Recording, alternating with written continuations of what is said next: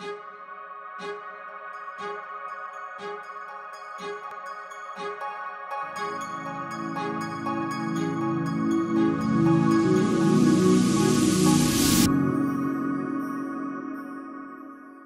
hello and welcome to Kitty Talks.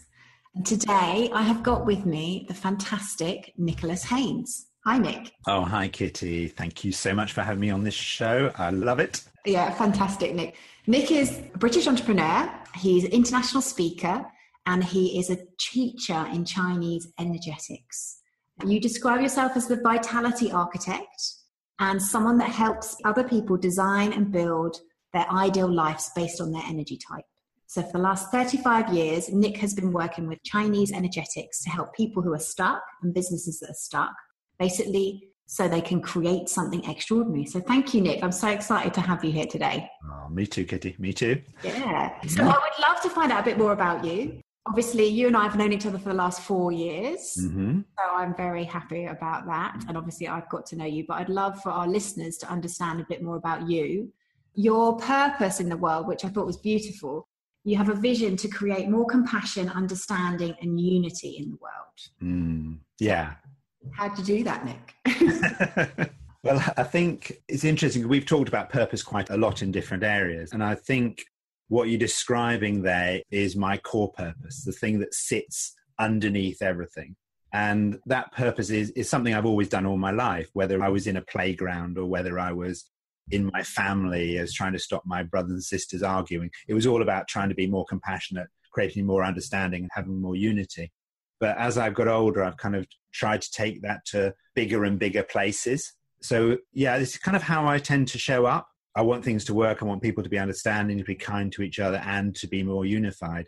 And my current manifestation of it is through the 5 Institute, the creator of the Vitality Test, which is a way for you to understand your energy type. And so currently how it's showing up in the world is via the 5 Institute. We can talk about that later. Yeah, absolutely. Well, I would love to kind of tell people a bit more about their energy types, because I know personally it's been really eye-opening for me. And tell us a little bit more about the 5 Institute and your work there.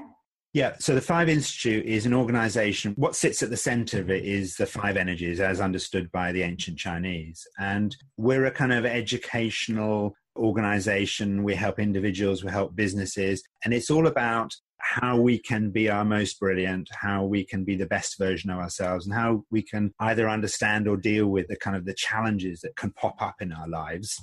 Particularly, one of the big central mantras within the 5 Institute is getting away from this kind of one-size-fits-all approach. So you may say in the entrepreneurial world, there may be a red-hot topic or subject that this is how to make money, this is how to be successful, and there are these fantastic people out there that are doing it. That might not suit you as an individual. It might be actually the worst thing you could possibly do for you. So what we really try to do is help entrepreneurs to understand what they should do and how they should live their life. And the same with individuals within personal development, how we can be a better parent. Because take parenting, for example, there are lots of stereotypes of what would be a good parent. Mm-hmm. So we often try and conform to a certain stereotype of what a good parent is. And if that doesn't match our energy type, then we're feeling guilty, or we're feeling less worthy. Yeah. Or our head starts doing terrible things and we think we're a failure as a parent, but actually we're our version. So it's really cherishing and loving the version of who we actually are, rather than trying to conform to some stereotype or some vision we have ourselves about how we're meant to be. So for people out there who haven't come across energy types before, can you give us a little bit of an overview of the different energy types out there so people might be able to recognize themselves? Yes. Yeah. Okay, so there are 5 main energies, and us as individuals, we often have 1 or 2 or sometimes 3 energies that are more dominant. We have all of these in us. So you'll be able to say, I have a bit of that, and I have a bit of this energy in us. And what your energy basically does is it gives you a view of the world. It makes you see or experience things in a certain way. It gives you a certain response to situations. And every energy has a perpetual question that's all the time running. And that often informs what makes us brilliant and where our challenges lie. So the first energy is water energy, and their perpetual question is, am I safe? Is it safe? So this is always running in the background. So they'll look at a situation. So Richard Branson, he's a typical water energy type. All his businesses are all about safety, aeroplanes, finance, the whole sustainability. Is the planet safe? So everything he's doing is around that whole safety issue. He even goes into outer space in a hot air balloon made of tinfoil to try and find the answer to the question of, am I safe? Wow. And these questions are perpetual. Even if you found the answer, you still go on searching for it. So I can't remember the order of it, but he traveled across the Atlantic in a boat at high speed. Then he went to, but we love his businesses because they make us feel safe. Sure. Because that's what he's about. So that water energy is about safety. It's about, they have a very big perspective on life, very authoritative. So Kennedy, he was always testing safety as well. But he had a big vision for the world, sending someone to the moon by the end of the decade. So they're often the big thinkers. Then you have the wood energy types, and there it's associated with spring. And wood energy types are very innovative. They love things new, and they have this, like a piece of wood, they have this incredible flexibility until the point they snap. And then they're incredibly inflexible, and they're very stubborn. And their perpetual question is, am I free? Am I trapped? Is this blocking me? So they're the typical types of people that build lifestyle businesses when they're free. Right. Because that's the most important to them is freedom. And they'll be very good at helping people deal with stuckness. Clear blockage. They hate things to be stuck in any way. And that's often where their value is. And they hate injustice. So often people, the big freedom fighters, people that stand up against injustice, will have a lot of wood energy, and they can often get very fixated, very stuck with something themselves. So when they're into something, they're really into it. So they're kind of almost fixated and addicted is a nice way to... Okay. So it could be very like that. But they're the big innovators. Then you have the fire energy types, and they are hot, passionate. They love to talk. They're expansive within their thinking. It doesn't mean they're extrovert. It just means everything is wanting to expand outwards like fire. Right. And their big question is, am I loved? How's this landing for you? Am I being appreciated? And Kitty, you've got lots and lots of fire energy. So it makes you wonderful at doing Kitty talks because you're all the time tuning in. How's this going for the person? What's happening? What's the interaction between me and the audience? Are people loving this? It's that high level of sensitivity to, and like fire energy types are wonderful at connecting. They either create the light, the illumination for people to be able to see what's happening. So fire energy types just create light so we can see and we can really experience things. But like fire, they also connect things together. So fire will spread and just connect everything together and bring things as one. So, and they're very passionate. So that's fire energy type. As soon as you said love, I kind of lit up. And it's this, back to the perpetual question. Perpetual question is, in its purest form, is, am I loved? And even if they hear, am I loved? It's not heard and it has to be asked again. So I remember I was in a relationship ages and ages ago. I have a lot of fire energy like you. So hence the talking. I love you. I remember I was in a relationship with someone who didn't have any fire energy. They were very mystical and deep. We'll talk about metal energy later. They have this metal energy, very mystical and deep, and I love the mystery. And I asked her if she loved me.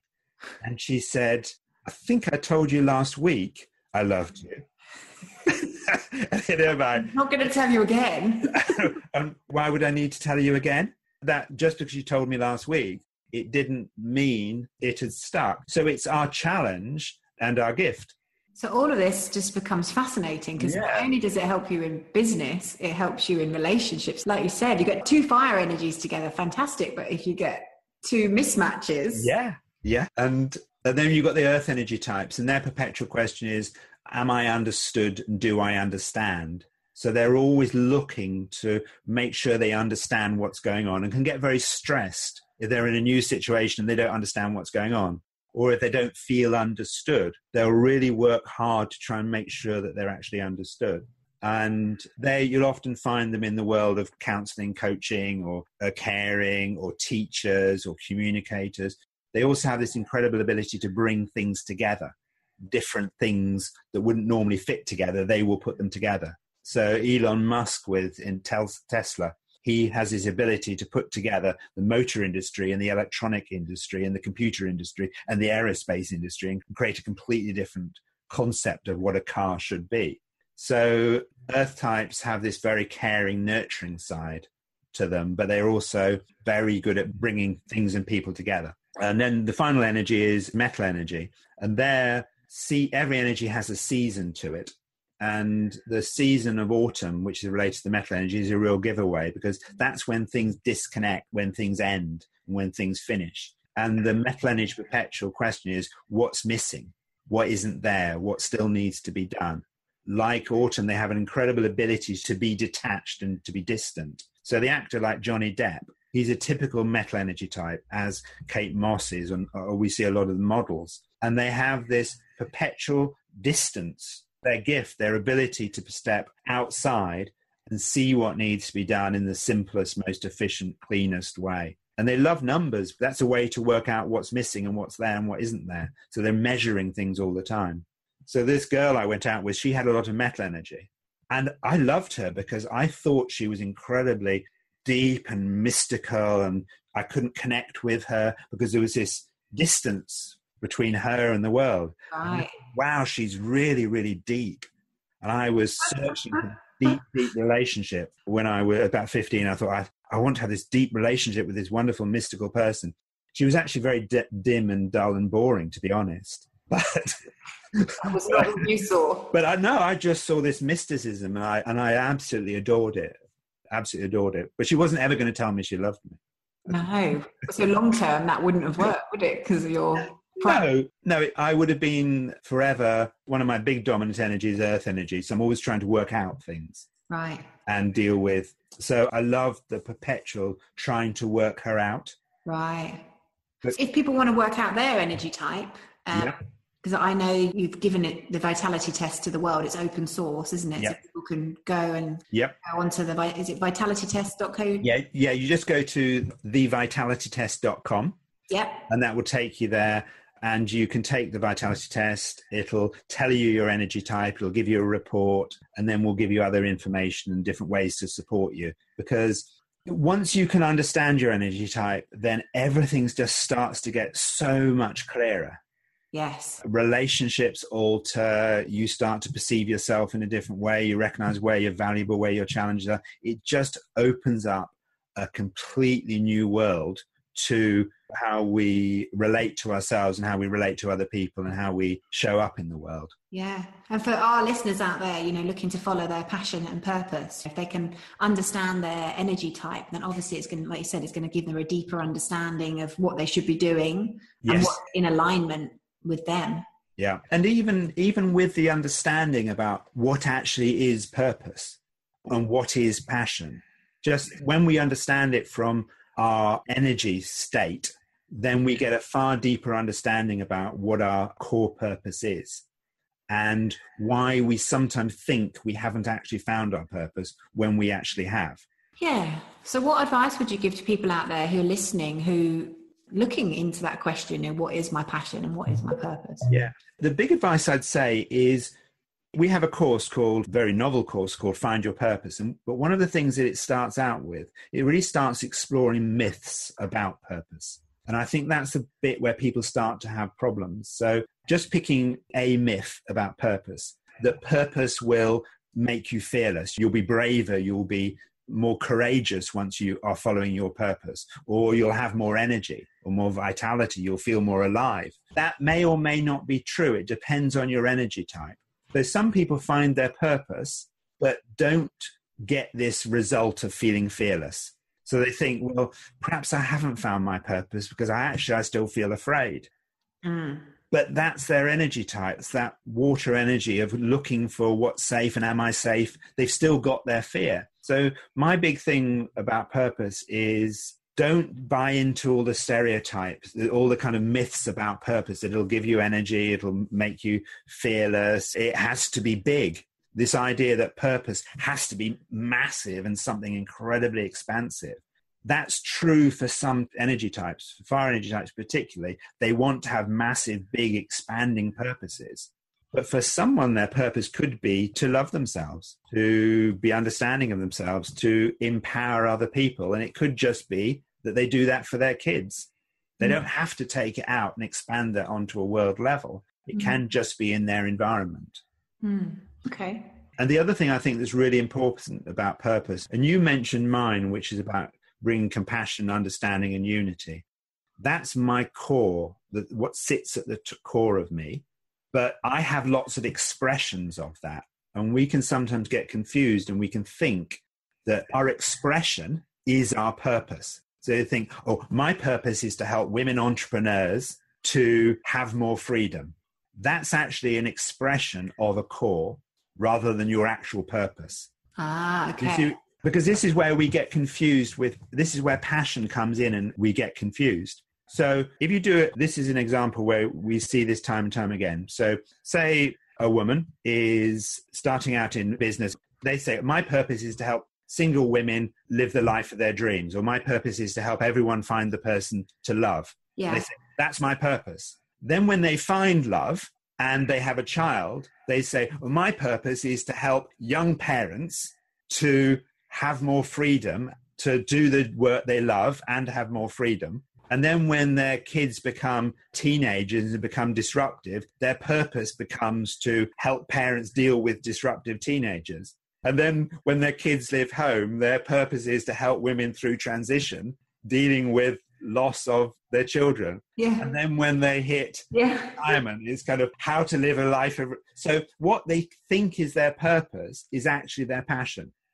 Right. And that's because they're experiencing it. Because they're experiencing it. And if you look at what sits underneath the core of all those examples, it was all about freedom to be yourself. I see. Which is different. So what is that person's actual purpose? Well, their purpose is to help themselves and other people be free to be themselves. And that's their primary question in reverse. Yeah, and that is often, they may well be a wood energy type that's looking for people to have freedom.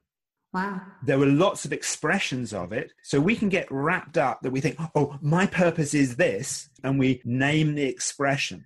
Because actually your core purpose is your core purpose and it stays with you throughout your life. It doesn't keep, the expression of it will keep on changing. Because we change and we grow and we're in different circumstances and we're passionate about kids because we've got kids or dogs or whatever it is. But that is not your purpose. That's an expression of your purpose, often related to your passion at that moment in time.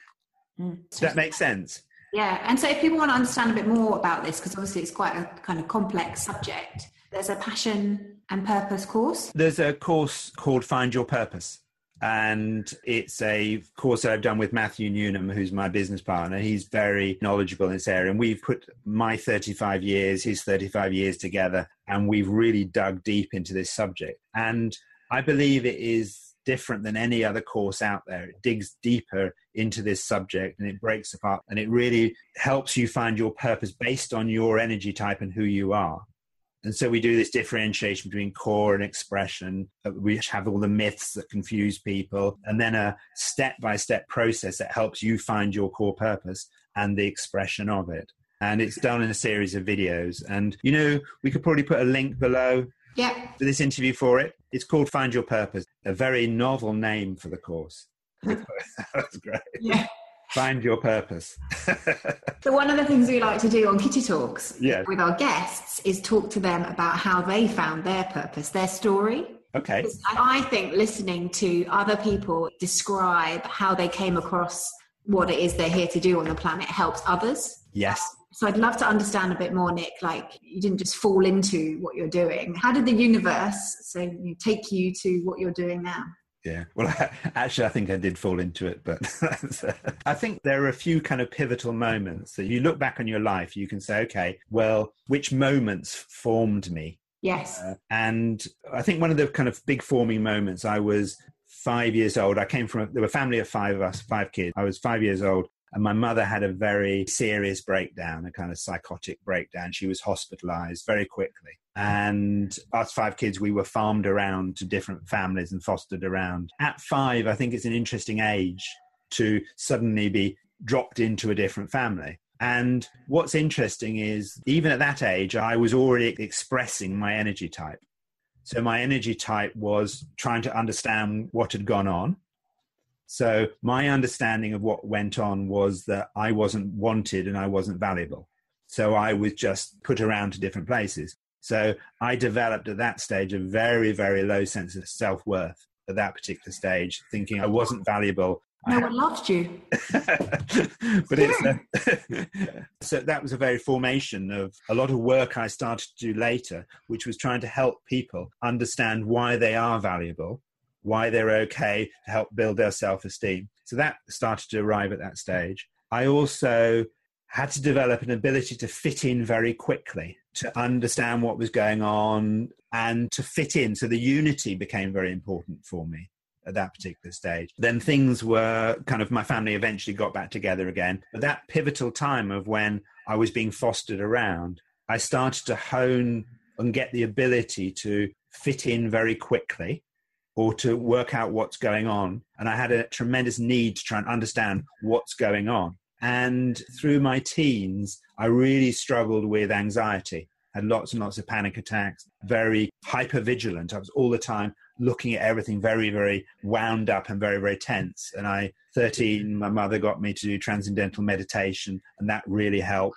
So I did lots of meditation exercises, lots of things to work on this and to really understand what drives anxiety and what makes it happen and how you deal with it. But it really was coming from this thing of me not understanding the world. And I had this desperate desire to try and understand how things worked. I then was doing applied biology at university, and we had to do a year out in industry. And I had offered 2 jobs. One was working at Portland Down germ warfare place. And as a pacifist, right, I didn't think it was a pretty good idea working on germ warfare weaponry. No. So I said, I don't think so. And they also knew what I was like, and they said, we don't think so. The other job was videotaping chickens inside a very small shed. And as well as my anxiety, I had a lot of claustrophobia. So the thought of being a year inside a very small shed, looking through a window, videotaping chickens, I thought, that's not for me. No. So I turned down both my options. And my mother, God bless her, she found an acupuncture college in California that were doing some research into photographing people's auras using Kirlian photography. And they wanted to look and say, do people's energy fields change after acupuncture? So It was the research into that. And I was involved in that research, and that was my job out there. But in order to understand the research, I had to start studying some acupuncture, some Chinese energetics. And I remember just sitting in that very first class, and you know the film The Matrix, when they sit in front of the screens, they can just see all this kind of text and screen moving. And when I first heard about the energies, it was like I saw The Matrix. It was a very, very bizarre experience for me. And I suddenly saw why people did what they did. So although in the class, all they said was they'd mentioned the energies, this is how it affects your health. I saw politics, I saw economics, I saw history, I saw my past. I literally saw the code behind the world. Right. And I would have thought it would have freaked me out to have this out-of-body experience. Wow. Experience. But actually, it was incredibly calming. I felt an incredible sense of complete calm. I thought, I now have a way to work out the world.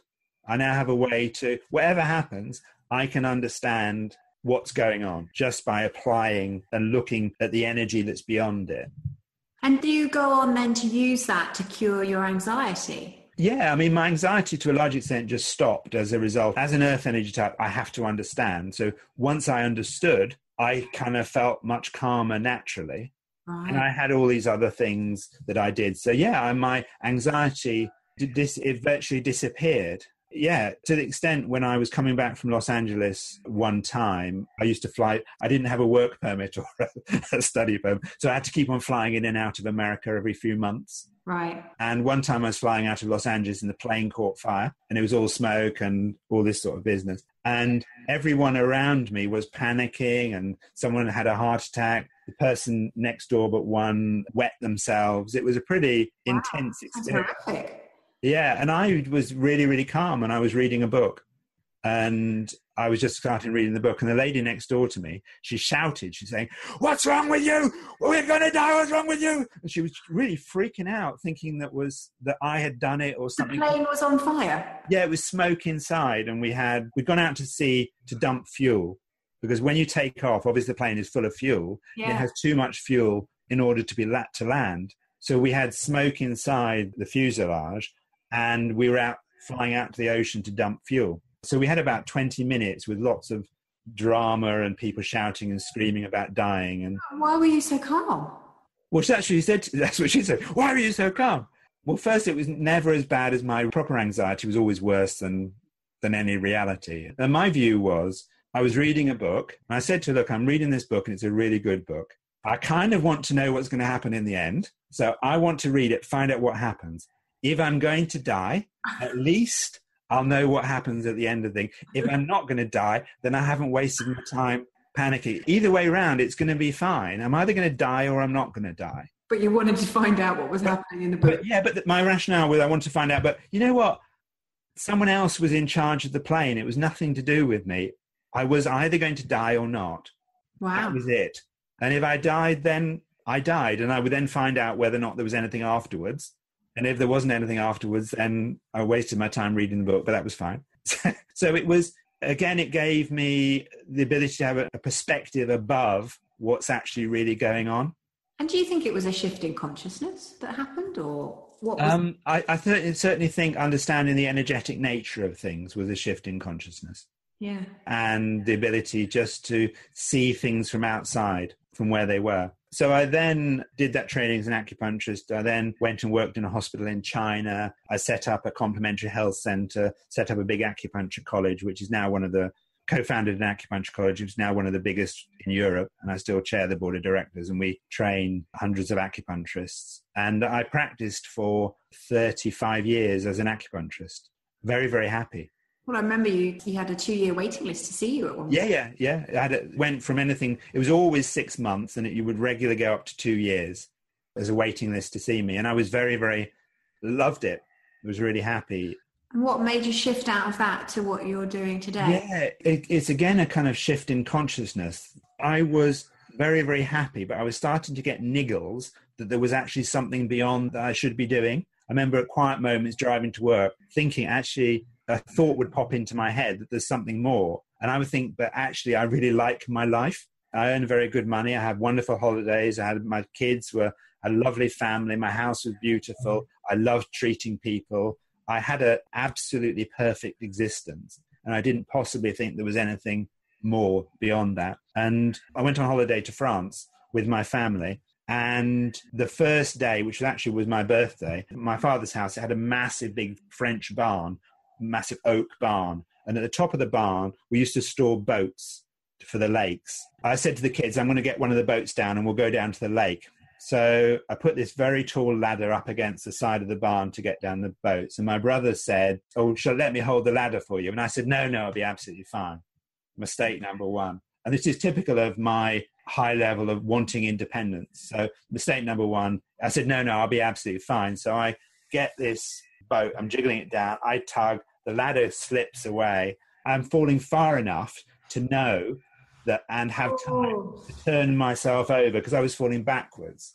So I thought, I need to fall onto my side. So I fell onto my side onto a concrete floor from a very high, and I broke all my ribs, bits off my back, ruptured my spleen. I didn't know I'd ruptured my spleen. I just knew I'd broken a lot of things. So I was taken off to this hospital in France, and I was lying there, and I could see on a monitor, I could see my blood pressure dropping and my pulse.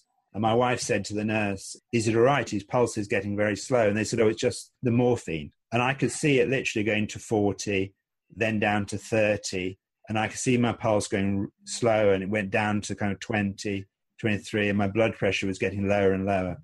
And you could just feel myself just going. I could feel it just dropping. What, dying? Yeah, because I think when you get into the extent that you can actually feel your heartbeat going... Yeah, slowing down. So slow, and everything going so calm. And it was a very kind of still calmness. And men are meant to think about sex every couple of minutes, aren't they? Well, so they say. I don't. I think about energy. That's what I think about. So I was lying there in this very drifty state. And I remember thinking to myself, I'm just energy. And this is an interesting place to be. And I had my hand resting on my stomach. And I thought, what I'm going to do is I'm going to put my hand into my stomach. If I'm energy, everything just moved through space. And I put my hand into my stomach. And it was really weird. I could literally feel my hand going into myself. And then I pulled my hand out. And then I put it back in again. And I pulled my hand out. And when I pulled it out, I thought, oh, my hand is wet. It's really strange. My hand's wet. And then I kind of thought, oh, my goodness, I'm bleeding inside. And that's why my blood pressure is dropping, and that's why my pulse is going. I'm actually bleeding inside. And I thought to myself, I need to tell someone that I'm bleeding inside. Then I thought, oh my God, I don't speak French.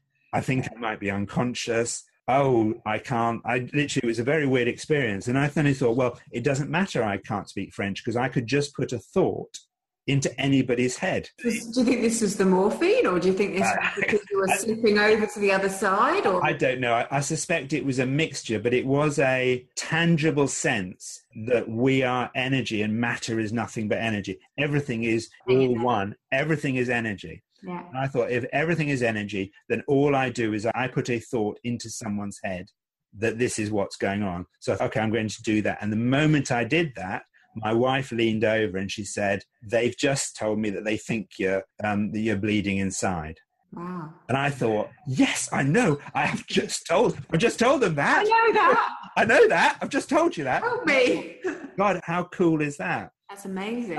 And what was very interesting to me before those moments of putting my hand in and out and the transmission, this is embarrassing to say, but I was very happy to die. I thought, I have had a lovely life.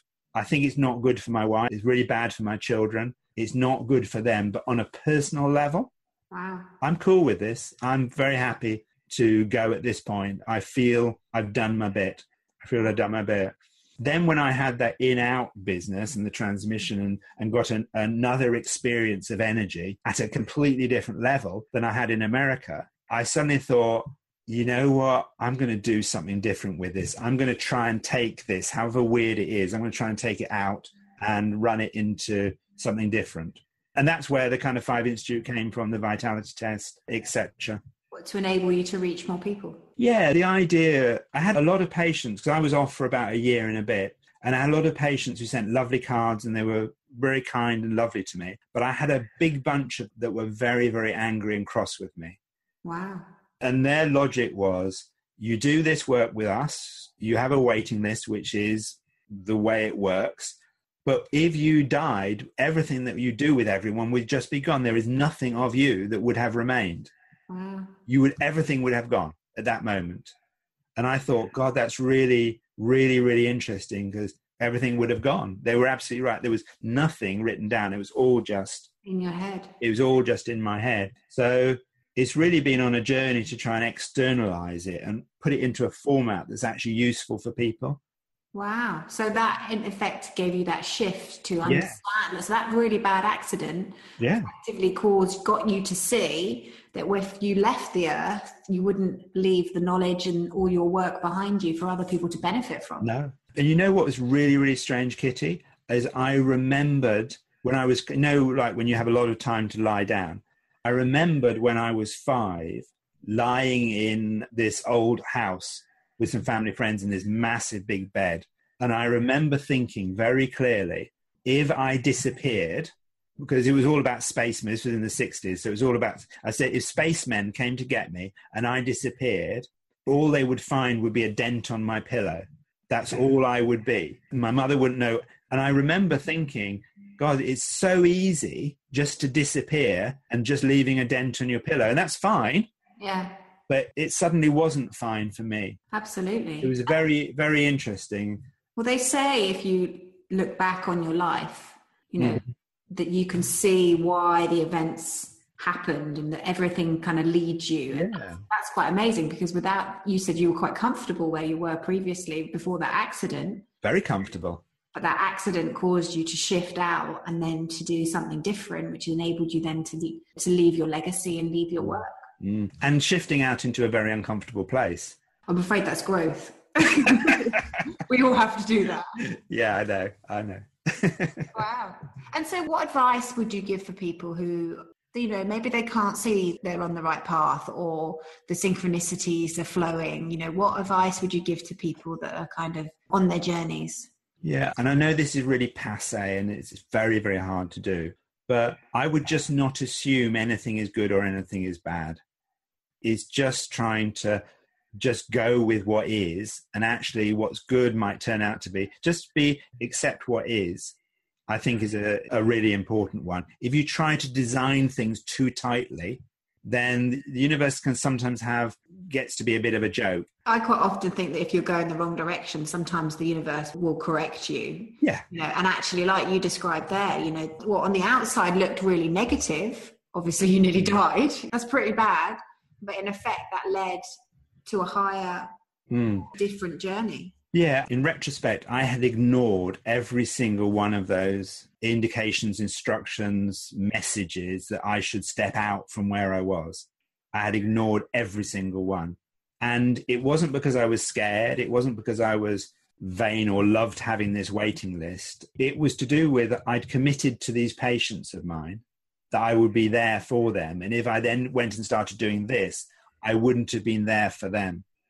So it was a really interesting thought process I had to go. And being off for a year, I kind of found out that they were okay without me anyway. Yeah, but how interesting is that you would never have left them? It took an incident like that to shift you out of what you were doing. Yeah, no, I would never have left them. For me, loyalty is a very, very important one. So it forced you to redesign the clinic, the institute, and what you were doing? Yeah, the clinic was very interesting because actually without me, it was more successful. Not in terms of patients. I brought in lots of patients and I really kept it going. But in terms of, I remember ringing up for about 6 months, the financial director of the clinic, and I say, the money is looking good. How are things going? Why are things good? And one of the things she said to me is, we've got rid of a lot of your ideas, Nick. Yeah, absolutely. So obviously not all ideas are good ideas and some can be very expensive. So then what led you to set up the vitality test? How did you go from that to the vitality test? Well, it was really looking at the true nature of what an entrepreneur is. And this is different from someone that's self-employed or working for themselves, or as I call a highly leveraged worker. In my mind, an entrepreneur is actually trying to ultimately externalize everything that they do to the point that they no longer need to exist. Whereas a highly leveraged worker, they will be externalizing into products, but they still fundamentally need to, they're not working they might be working towards having freedom and a lifestyle business where they can be free and they can work from the beach and still earn money, but they're not looking to actually externalize it to the extent that they don't need to exist. So I really went on a kind of, from my mind, what is a pure entrepreneurial journey and say, well, how can I do this in such a way that I don't need to exist? Not that you don't need to show up or have this freedom business and still earn money. Actually, it will go beyond my existence and it will still be okay. That's actually quite difficult to do.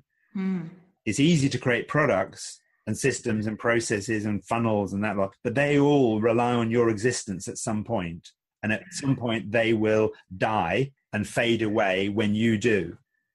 So I've been really exploring, how do you create something that won't actually disappear? Because in ancient China, in the Zhou dynasty 3,500 years ago, this Chinese energy system was used for politics, it was used in education, it was used in finance, it was used in health, it was used in warfare, it was used in personal relationships, personal development. And then the information was lost over a 15-year period.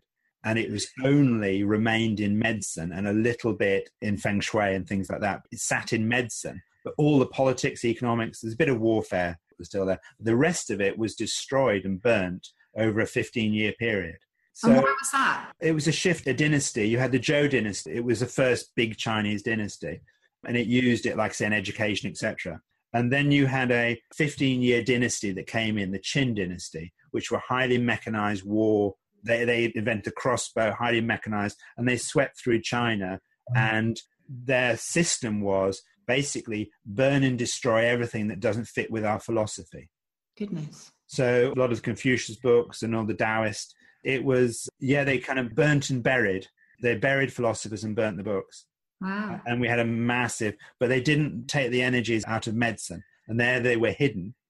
And I've, in a way, what I've spent my life trying to do is, certainly since I was kind of 20 in Los Angeles, is to kind of re-engineer that out of medicine and reapply it to relationships and economics and politics. And you've heard me talk about politics and how different countries fit together. So for me, this is my bigger thing above. In order to create compassion, understanding, and unity in the world, I'm using the 5 energies in order to allow that to happen. So it's almost like a second arrival of these energies in order to do something at this particular moment in time where we desperately need to have some big fundamental shift happening on the planet. And I'm not alone with that. This just happens to be my way of doing it. Yes. I think it's an incredibly powerful way to use the energies in a way that they have not been used for 3,500 years to actually try and solve some of the problems that we're dealing with. So not only can people do the vitality test and get to understand their energy better, obviously they can then design a business that works in relation for their energy type. Yep. The other thing I just want you to touch on before we finish is I know you talk about where we are in the cycle of the planet. And obviously from a Chinese energetic perspective, so the year of the... We're in the fire monkey year. Fire monkey year. So can you just give us a little bit of an overview about the fire monkey year and like globally what's happening on the planet? Because there's been this explosion of mindfulness, of well-being, which is fantastic. And everybody, I feel, is tuning into and becoming more conscious around what is happening on the earth.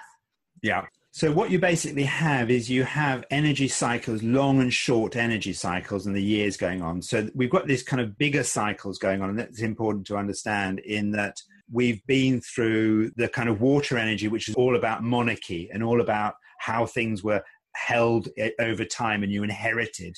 Then we had the Industrial Revolution, innovation and new stuff started going on. Then we had the fire energy, which was all about love and sharing and etc., and about celebrity and about democracy and voting based around love. And we've shifted into an earth energy phase where the old ways of doing things have to be assimilated and brought together. So the way that the world is trying to function at the moment is how can we reconfigure, how can we reassimilate and bring things together? How can we have a leadership that's inclusive? How can we have economics and businesses that are inclusive and allow everyone to work together with this earth energy of compassion and understanding, and how can we be considerate to each other? So Nelson Mandela was a typical example of how do you create a country where you have this rainbow nation where things together. So different forms of we've got different types of leadership now. Instead of having the old wood energy dictatorships, we're going to more a collaborative. So we're moving into a longer cycle about collaboration. And we're seeing more women, aren't we, coming into the fray? We're seeing, well, you know my view on gender. I think we need to get away from gender and we need to go into energy. We are seeing more earth energy types. Are women naturally have more earth energy? Yes, they probably do. But it is this more collaboration, coming together, cooperation. We're seeing a global world. So that's an earth energy, a proper bringing together of everything. So that's the big cycle. And these big cycles move over 20, 30 years. So they're a big, slow moving cycle. And a lot of the old guard are desperately trying to hang on to power. Trying to hang on to the old way of doing it, with wanting to be populist and this old way of doing things, or dictatorial or controlling. So we've got that going on. And then for us as individuals, we've had a very interesting time since 2012. Shall I quickly just talk about that? So 2012 was a water dragon year. So water energy is the only energy that leaves its mark on the earth. So think about Grand Canyons, glaciers and stuff. So water energy is about legacy and leaving your mark. Dragons in Chinese energetics are the only creatures that travel between the heavens, not the Christian heavens, but the bigger consciousness. They're the only creatures that travel between the bigger consciousness and down to earth. And they're thought to be messengers.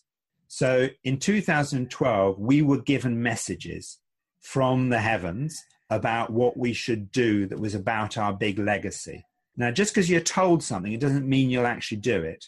So to look back to 2012 and think, what were you being told in 2012? Or what did you start, or what was going on? So 5 Institute started at that time. I know you did the wonderful creation of ATL, 2012.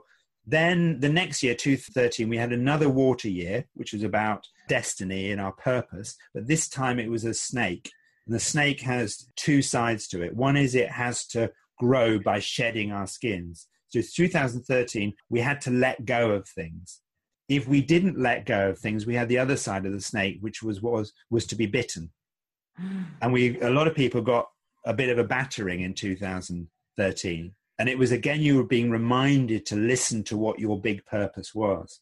Then we go into 2014 and we have a wood energy year, and wood is new, it's innovative, and we have a horse, and that's fast moving.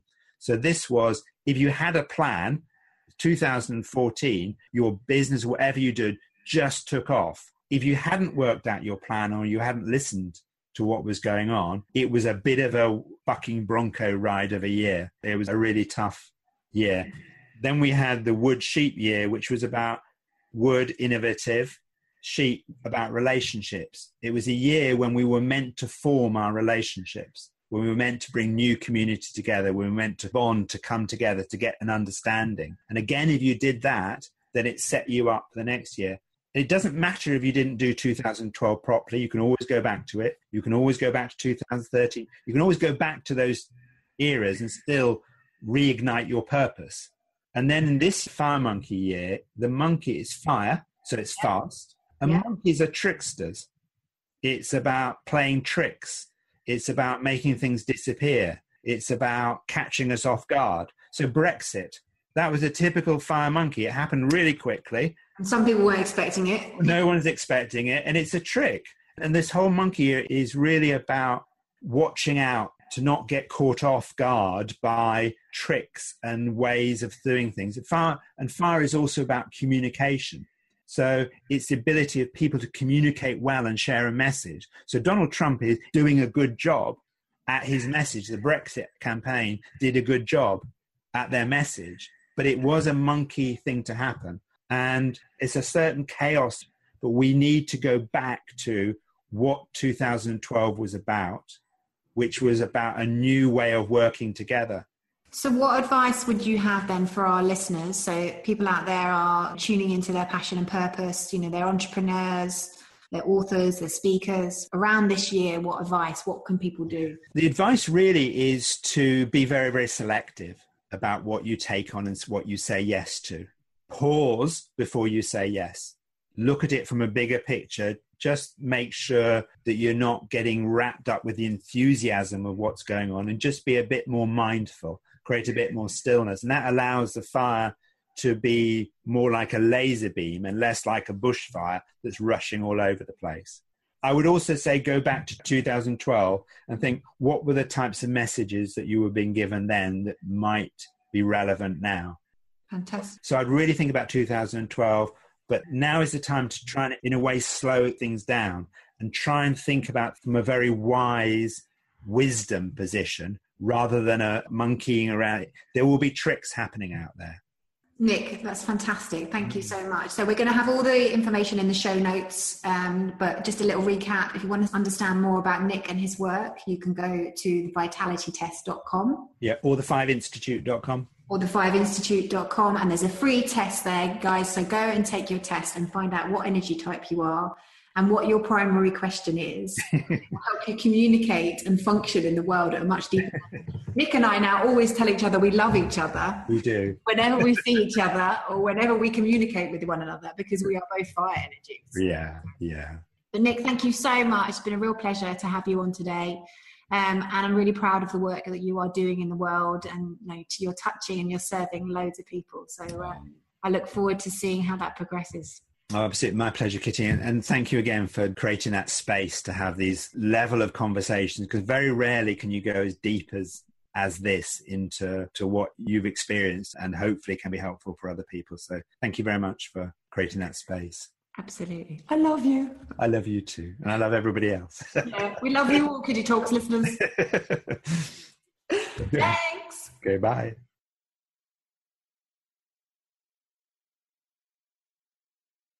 So Nick, welcome back to Behind the Scenes at Kitty Talks. Thank you very much for having me here. It's very nice to be in this secret little room that no one other than our secret listeners can hear. And I've got a quick question for you before we start. Now, I have done interviews with Nick before where when he stands up, he actually doesn't have trousers on. So I'm not sure if I'm going to ask you if you've got...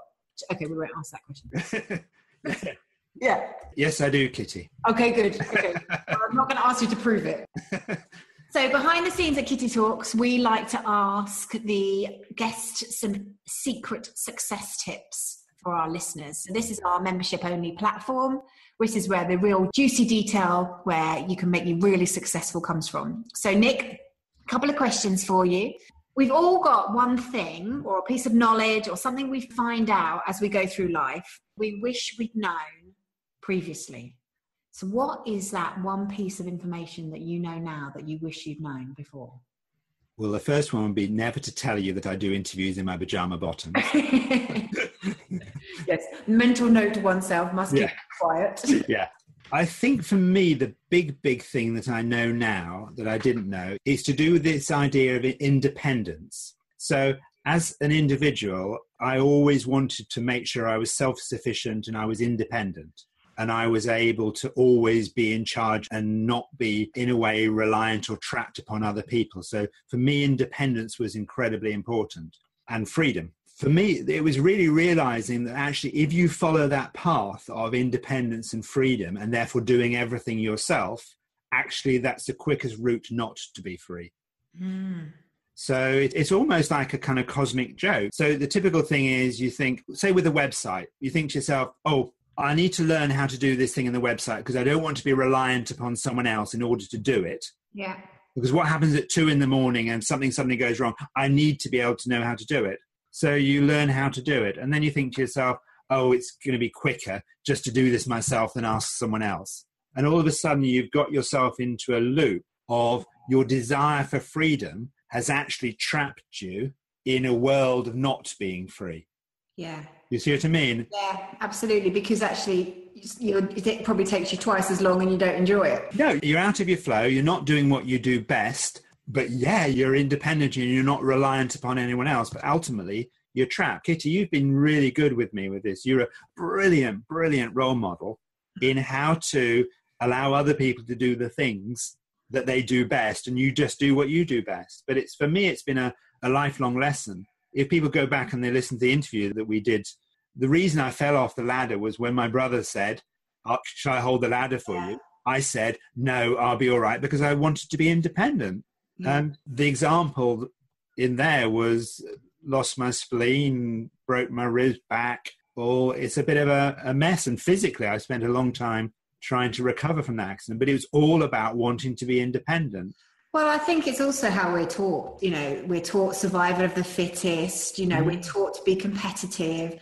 And actually, I'm afraid my belief is that that's completely alien. For me, it's all about collaboration. Like you said, it's all about staying in flow, doing what you enjoy, doing what you love, building a team of people to support you who are all doing what they enjoy. Yeah, but I think that can be a bit of confusion because I'm absolutely 100% with non-competition, 100% collaboration. You know me, I work with all sorts of people. But I think that level for wanting to be independent is it the deeper one that can sit below what looks like something that's fine. So it looks like it's fine in terms of the collaboration, non-competition, everyone doing, but actually you have that desire for independence that sits underneath. It can undermine the ability for that to actually happen. Well, and actually I think that's how the world works, isn't it? In my own experience, the more I connect and collaborate, the more things happen. Yeah, absolutely. It underpins everything, and it's what really allows things to grow. So yes, I think that's my biggest one. Thinking I was a collaborator and I was non-competitive and I was working with lots of people, and I was, but underneath it, my behavior was about independence because I felt safer. I survived as a child by being highly independent and not relying on anybody. That's how I survived. But it's also my downfall as an entrepreneur and as an adult. And there's that saying, isn't there? We can't change the world alone. We can only change it together. Yeah, absolutely. Absolutely. Okay, fantastic. And what advice would you have for the young entrepreneur out there with a crazy idea that just might work? Okay, I think this is really quite a boring one, but it's the biggest one that I find people struggle with. If you have a brilliant idea, it is absolutely vitally important that you find people that are talking about the problem that you're due to solve, you're trying to solve. You know the exact language that they're using to describe what it is that you're trying to solve. You know exactly where they hang out. You know exactly how to reach them, how to communicate with and connect with them. So your avatar. It is your avatar, but it's actually far more than that. It's about you, actually, your ability to communicate and connect with them. You know where they are in numbers. You know where they're actually hanging out. You know their location. You know everything about where these people would be. Because work with so many people that have brilliant products, brilliant ideas, but if you really drill down to their ability to connect with their ideal audience. They never did the research. They don't know which groups they're a member of. They don't know. They just literally have no connection with them. And they try to create that connection after they've created the product or the service. And sometimes they find there actually isn't the need that they thought there was. They personally might feel the need. They don't know how to connect with those people in big enough numbers to actually make a living out of it. So do you mean if you've got this idea, you're nurturing this idea, take it to your audience and give you their opinion on it? Yeah, it's knowing where your audience are in the first place and recognizing that they... So an example was I had someone I work with and they are a brilliant facilitator. They're really, really good. They're a coach, they're a counselor, they're a really good facilitator. And we know in the healing industry, lots of practitioners really suffer with burnout and stress. And particularly myself, I was dealing with a lot of end-of-life care. So some really quite heavy stuff was going on. And a lot of practitioners really, really struggle with what they see, what they hear, and what they experience. So she was setting up a service to support practitioners that were going through that stuff. And I said, okay, I understand that need. I can see it. Now you find for me where those people are. Tell me where they are, where they're hanging out, and how you'd connect with them. She spent 2 months trying to find these people. She couldn't get them. Oh, wow. She went into all the forums and they were all talking about, all the practitioners and coaches, they were all talking about, how do I get more clients? How do I keep busy? How do I build my website? They were talking about all of these sorts of things. She couldn't find one thread of a conversation about, I'm burning out and I'm drowning, which was offer. So I said, okay, you've had 2 months, you haven't found them. Start writing some articles about it and start seeing if you get anyone talking about it, picking up and the feedback for it. She wrote some beautiful blog articles. She posted in forums and groups, bringing up this subject. Nothing. Someone posts about a new way to get new clients. Suddenly you've got a great thread of conversations. So that was a typical example of a product that actually I know is needed. She said, well, how would I find them? I said, I don't know. And we tried all these different ways and we couldn't get hold of them in big enough numbers for her to have a business that would be sustainable for her. Interesting. And that's a typical example. So she had the avatar, she knew the practitioner, she had the conversation, but she couldn't find them to have a conversation with in big enough numbers. Right. Fantastic. So unless you can do that, then you might have the best product in the world, but unless you can make that connection. We have at the 5 Institute, we have something called the Vital Business Map, which takes you through a series of steps that you need to do. And if you, example, miss out that step, you will be punished later and you will constantly struggle to make a living. But if you do it and nail it, you have a really easy time when it comes to getting clients. So if people want more information about that, they can... Yeah, if they just take the vitality test and we'll be feeding information about the Vital Business Map, or email me, nick@5institute.com, and I'll talk you through it a bit. Fantastic. Okay. And then what is it that you think makes people successful? What's your kind of success tips for people?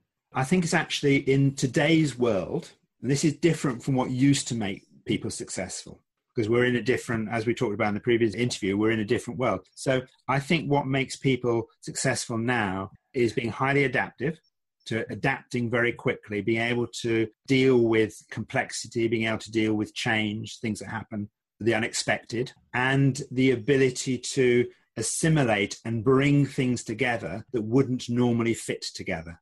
So if you look at someone like Elon Musk, Tesla, and we talked about him a bit in the interview, he was successful by bringing together two things that weren't connected, the motor industry and the computer electronic. He put computer batteries, laptop batteries in a car.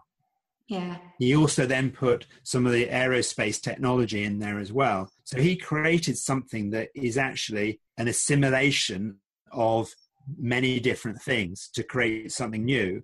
So it's our ability to assimilate and bring things together. So in big business, the ability to integrate purpose into big business and still make profit. Look at Apple. Yeah, exactly. So this adaptability to be able to see the big picture, what's above, and think, actually, you know what? I'm not going to go down this silo. I'm going to change. I'm going to adapt. And my ability to bring things together that wouldn't normally fit. And that might be people. There might be thinking. It might be technology. It might be putting something into schools that wouldn't normally be in schools. Yeah, absolutely. So, and it's our ability to work and come together at that particular level. So how governments work with people and people work with, so it's just that assimilation is where our success will lie. Yeah. And with that rise of that whole kind of feminine side, it is that ability to assimilate that we see particularly strongly happening. It's the crossover, taking one thing from one industry or sector to make it work in a different area. Yeah. And it's that out of the box thinking that is obvious once it's been done. Yes. So I would encourage people to say, okay, because we've had this conversation before, Kitty, your past has been leading you to this moment, hasn't it? Yeah. There will be things in your past that have happened and been there for a reason. It might have been good, it might have been difficult, it might have been wonderful, it might have been terrible, but there are things in your past that have been, that might appear to be disconnected. And I think our job now is to take the disconnected bits of our past, put them together and create what it is that we're meant to be doing from those paths. If you look at what you're doing, here is a culmination of lots of versions of you that are coming together. Yeah, absolutely. Well, I think they do say, don't they, like all the different things you've done over your life is preparing you for what you're here to do. And some of that may be, the preparation may be to let go of something that was you. It's not about including everything, because assimilation, putting together, is knowing what not to put together as well as what it is to put together. It's not just about putting everything together. It's that thing about tomatoes, isn't it? That they say wisdom is knowing that a tomato is a fruit. Intelligence is knowing that a tomato is a fruit. And wisdom is knowing not to put it in a fruit salad. I remember that one. I don't think I'd be very happy if you served me up a fruit salad with tomato. No. So it's about also, it's not just what can fit together, what could, it's actually making sure that it does work together and will serve you. And that does involve sometimes letting go of previous versions of you or your thinking. Fantastic. Oh, Nick, thank you so much for taking the time to talk to us. My pleasure. And it's been a real pleasure having you on Kitty Talks. If people want to find out more about you, as we said, they can go and take the vitality test, and they can also look at 5institute.com.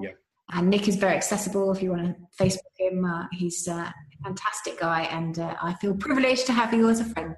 Likewise, Kitty, and thank you very much for letting me into the secret space of yours. It's good. Fantastic. Okay. Bye. Bye, thank you.